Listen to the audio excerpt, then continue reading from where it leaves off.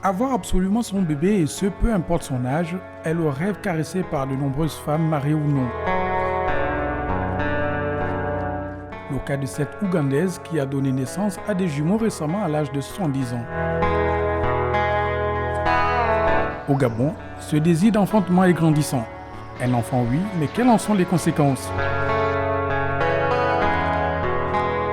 Le vieillissement des cellules de la femme, c'est normal, va entraîner plusieurs complications. Les premières qu'on rencontre, c'est des problèmes de malformation. Alors les femmes qui ont dépassé 38 ans, dans ceux d'autres cieux et nous ici, nous faisons de manière systématique un dépistage des anomalies, des malformations fœtales chez ces dames très tôt au cours de la grossesse pour les déceler et ensuite pour qu'elles soient informées parce que elles sont exposées à faire des trisomies et tout et le contingent d'anomalies chromosomiques de toutes ces malformations-là.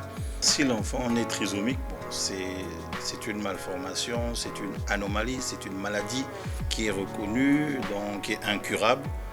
Au diagnostic, il n'y a pas de traitement, donc qui va vivre avec. Vous voyez que c'est toute une charge sociale qui est présente. Mais ce serait dû au fait du vieillissement et avec toutes les anomalies, surtout sur les chromosomiques qui en découlent. La grossesse tardive concerne une catégorie de femmes. Le plus souvent, ces dernières ne savent pas comment réagir une fois la conception arrivée. Dans ce cas, que faire? Si elles arrivent à contracter quand même la grossesse, alors nous leur demandons aussi, mais très vite, de venir à Janébori, parce que nous avons toute une équipe également qui va s'occuper de cette prise en charge précoce. Comme je vous expliquais, il faut que nous détections précocement les anomalies pour pouvoir prendre en charge. Si ces dames arrivent avec une grossesse contractée mais en retard, il y a beaucoup de choses qu'on aurait dû faire au préalable qui ne seront pas faites et on va découvrir des enfants avec des malformations plus tôt. Si beaucoup évoquent la stabilité du foyer comme prétexte de fécondation tardive, d'autres considèrent la grossesse comme un don du ciel.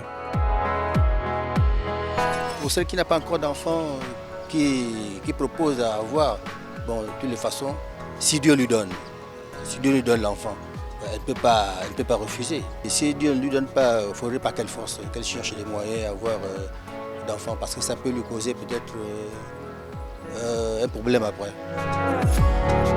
Bien que dans la société traditionnelle, avoir un enfant est symbole de succession et de pérennisation d'un clan ou d'une famille, les questions de santé et de sécurité chez la femme restent d'actualité. D'où l'importance en tant qu'individu de se soucier d'abord de soi-même et ne pas prendre de risques qui pourraient être fatals.